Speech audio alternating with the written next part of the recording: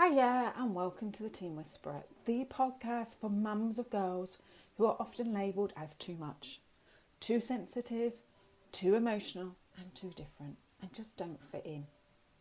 I'm Rach Friedley, fellow mum, coach and play specialist, and here's what I believe.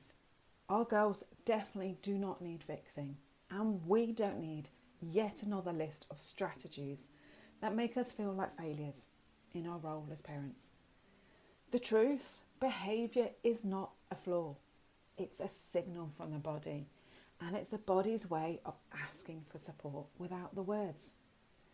This podcast is about listening, not controlling, connection, not correction, and giving you tools that actually work in the chaos of real everyday life or everyday real life. So if you're ready to stop second guessing, feel confident again and finally connect with your daughter at her level, you're in the right space. So keep listening. January has this sneaky way of making us feel like everything should look different by now. New year, new routines, new rules, new energy, and yet your daughter is still avoiding absolutely everything, still can't be bothered, still shutting down or pushing back, and you're standing there thinking, why isn't this changing? What am I doing wrong? If that's you, please take a breath. Nothing has gone wrong. This episode is about how change actually happens and why slow doesn't mean you're stuck. So welcome back to the Teen Whisperer, the podcast for mums or girls, tweens, teens and young women who are trying their best to figure out this whole, teenager thing without completely losing the plot. I'm Rach Friedley, a coach, and I help mums or girls who are seen as too much, too sensitive or struggling to fit in, uncover what's really behind those big emotions and challenging behaviour. So you can finally stop second guessing, feel confident again, and truly connect with your daughter. And listen, I'm a mum too, so 100% I get it. Especially when your daughter emerges from the holidays like a tired sloth in PJs and you're wondering how on earth you're supposed to magically reboot life on January the 2nd. So let's get this out of the way. The myth of the January reset. January is not a reset button. It's a transition. And transitions are way hard on nervous systems, especially young ones. Your daughter's brain hasn't suddenly matured because the calendar changed to a new year. Her motivation hasn't magically returned because we turned over a new page, and her capacity for effort definitely has not increased overnight. And yours hasn't either. So if things feel wobbly, resistant, slow or stuck, that is not failure. That is biology. That's your physiology. So why doesn't behaviour change overnight? Well, do you know what? I'm so glad you asked. Here's the truth. Most parenting advice skips. Behaviour is the last thing to change, not the first. Before behaviour shifts, the nervous system has to feel safe, regulated, supported and understood. So if your daughter is avoiding work, is unmotivated, procrastinating, faffing beyond words, belief, she's shutting down, she's snapping or withdrawing, that is not laziness, as we are told time and time again. It's not a sign that she needs a diagnosis. It's a sign that says her system is saying, this feels too much for me right now. And that is okay. Because when we push behaviour without addressing the body first, resistance grows and everything escalates out of control. So why do I talk about physiology first always? Well, when a child or teen feels overwhelmed, strange enough, their cortisol rises. The thinking brain goes offline. It's like turning the Wi-Fi off with a plug.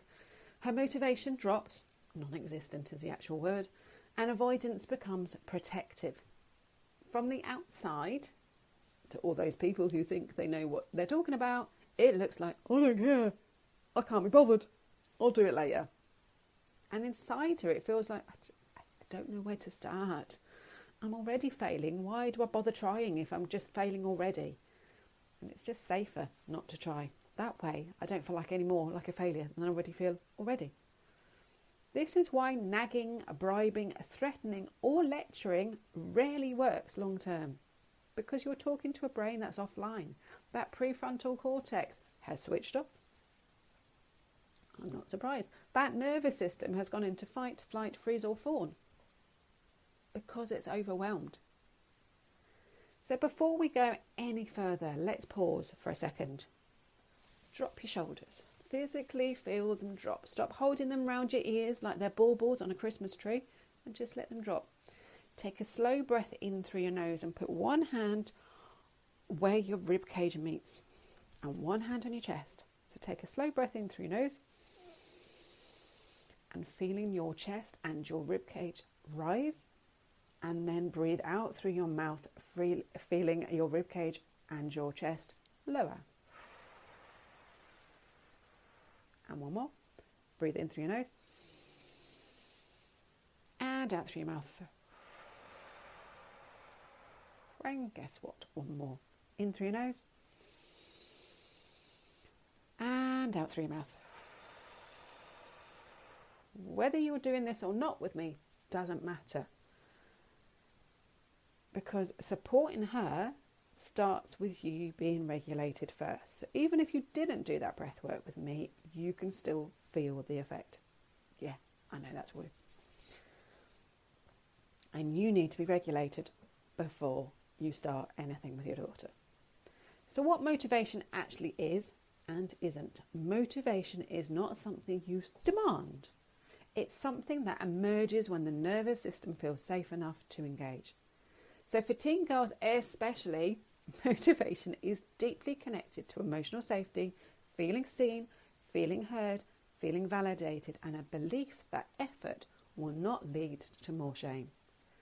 So if she's avoiding work, it's often because she's overwhelmed. She's scared of getting it wrong. She's already telling herself that she's behind. Avoidance is not defiance, and it is not a problem. It's protection.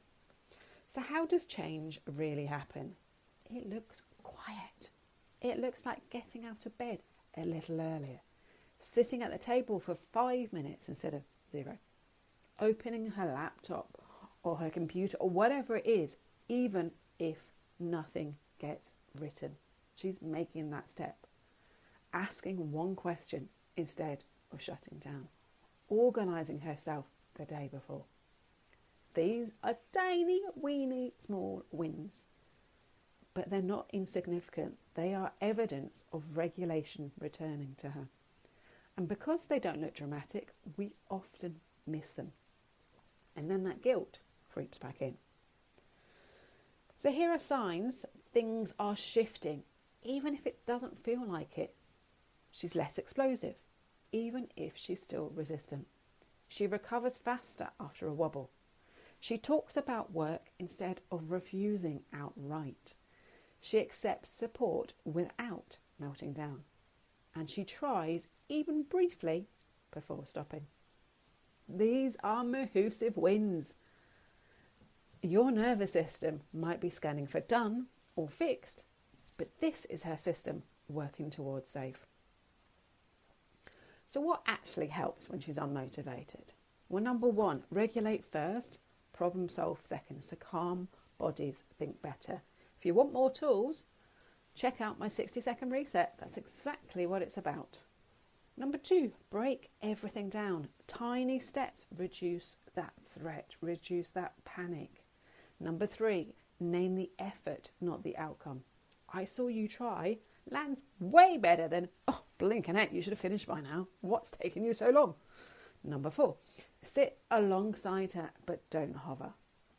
Presence without pressure is powerful. And when I say sit alongside, I'm meaning in the same space. You don't have to be right beside her because she'll find that confrontational. But you can be in the same room. You can be in the same level of the house. You don't have to be right there beside her. Number 5, keep routines gentle but predictable. Safety lives in rhythm, not rigidity. And sometimes the most important thing you can say is, let's just start it together. And this is where I want to name something really important. So if you're listening to this and you're thinking, this makes so much sense, but I still feel like I'm holding it all on my own, this is exactly why I created WTF. What's the feeling? Though, of course, we all know there's lots of WTF moments when you're bringing up a girl. Because knowing why behaviour happens is one thing, but living it day after day after day when you're tired, you're worried, you're running on empty is something else entirely. So WTF is a slower, steadier space for mums who want to stop firefighting and start understanding what's really going on underneath their daughter's behaviour and their own reactions too. So inside we work with real life situations just like this with unmotivated teens, school avoidance, shutdowns, resistance, and we do it through a body first, not blame or pressure, definitely not brain first. It's not about fixing your daughter. It's about helping you feel more grounded, more confident and less alone, so you can support her without burning out yourself. Massive win as far as I'm concerned. You don't have to do this perfectly. Perfection is overrated, and you definitely do not have to do this on your own. So why is this so hard for mums? Because you are carrying a fear about her future, pressure from school, pressure from other educational establishments, comparison with other families, your own exhaustion on top of it, and January, after Christmas, amplifies all of it. So if you're feeling impatient, worried, or fed up, that doesn't make you a bad mum. It makes you human. Your daughter doesn't need a new version of herself this year. She needs safety, she needs understanding, she needs consistency, and she needs time. And so do you. Change does not come from force.